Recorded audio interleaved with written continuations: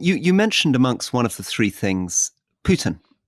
And of course, Putin came into office right towards the end of your presidency, but you met him, right? You met him when he was, I did. You were had president, 10 months he was together. president. Yeah. Give us a sense of this man. What's your sense of his character? What's your sense of what he's going to do next? And how important is Ukraine in all of this? Well, briefly, we worked together for 10 months. We had a good relationship. I tried not to fight with him in public. I tried to work things out because I knew that Yeltsin got out because he wanted to be succeeded by someone that he thought had more energy and more physical strength, because he was fading pretty badly. And who thought he would protect his family from the rough politics of, Russia internally. I understood all that. But I also could see that Putin, thought Yeltsin had worked too closely with the West, and that they needed to take a harder line. And I think he thought that because he thought it, but I also think he believed that Russia needed to be a bigger player on the world stage, and to do that, they'd have to be tougher and a little more ruthless. And I remember when I saw Yeltsin not long before he died, I went out to his place in the country and we had a long visit, and I could tell he was beginning to worry, because Yeltsin did not like communism and basically did not like authoritarianism. So he wanted Putin to be a strong leader, but he got a little more than he asked for. And it was all perfectly understandable. But still, Putin was, performed quite well in his first term. And then he switched out, you'll remember, and became prime minister. And Mr. Medvedev became president. And then they switched back. I always had a really good relationship with Putin because I respected his intelligence. He's really smart. And I respected the fact that if you were respectful with him, he would tell you what he was going to do. I mean, my last meeting with him was a long time ago. Official meeting was 2010. We only see each other at funerals now. But I met with him in 2010. And I was talking to him about Ukraine. He said, I know what you're going to say. I know you made a deal with Boris Nikolaevich to protect the territorial integrity of Ukraine in return for Ukraine giving up their nuclear weapons and putting them under supervision of the international authority, but within Russia. But he said, let me remind you, he never got the Duma to ratify that agreement.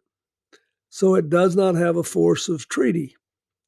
And I do not agree with it. And I will not observe it. I mean, basically said in 2010, 4 full years before he took Crimea, that he was coming after Ukraine. And I dutifully reported it to the government and went on with my business. But that's where we are. He's a formidable person, but as you see, there are limits to what he can do. His obsession with Ukraine didn't leave him many cards to play with this surprising development in Syria. And he'd always been active there, and he wanted to be. So that's kind of where I think we are. I can remember seeing you with Boris Yeltsin.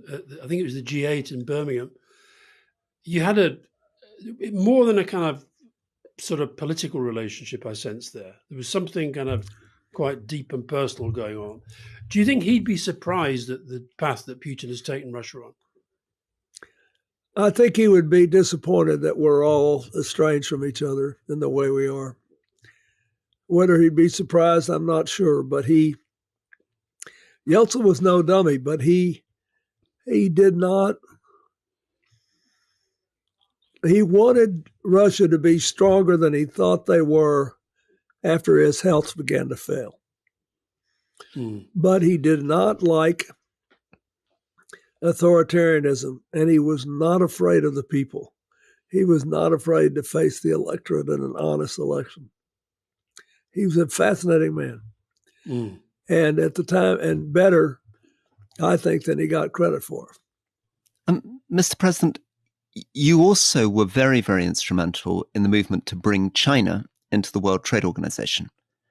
You're right there at the moment where China kind of explodes on its way to becoming the second largest economy in the world. Tell us a little bit about your sense of China then, what China became, and how people should think about China going forward. Well, if you want to say that I did something wrong, you'd be on stronger grounds there than on anything with regard to Putin and Russia. I liked Jiang Zemin very much. I thought he was an excellent leader. I thought he and Zhu Rongji, his premier, would basically honor their commitments in bringing them into the family of trading nations. And I thought it would, over the, not just long term, over the medium term, help us to have a fairer trade relationship with China than if we did nothing. Because keep in mind, that particularly after I left office, when the Republicans won again, they went back to trickle-down economics. So they were spending all this money on tax cuts. Our deficits were great. We had to borrow a lot of money every year. We were borrowing a lot of it from China. And it's hard to pick a fight with your banker every day. So I was worried about it. But I believed if we wrote the agreements properly, it would do more good than harm. And as it's played out, we had a hard time enforcing the agreements we made. And I was more than happy to enforce them and bring a lot of trade actions. But still, if a country is as big and strong as China, it's hard to have enough enforcement to overcome the benefits of going around the agreement. And what I did not foresee was the same thing happening in China that happened in Russia in a way. And I think he was highly intelligent and strong-willed, but he was always, threatening America if we didn't do this, that, or the other thing. And I just think that's one where we took a chance and we hoped we would stay on the path. And China basically said, we're big, we're strong, and we're going to do this our way. We're big enough so that we don't have to honor the commitments we made. And I think it was a contributing factor to the disorientation in the world. I'm still not sure we didn't have to try, because we need to work with China. We need to work with them on climate change matters. We need to work with them on North Korea and other nuclear and militarily related matters. We need to try to persuade them not to go any further with Taiwan and in the South China Sea and with the Philippines. So I'm glad I worked as hard as I did to try to build a constructive relationship. But you could certainly look at subsequent developments and say, well, I've made a mistake. I don't think I did, but it's a lot closer question given how it's all played out.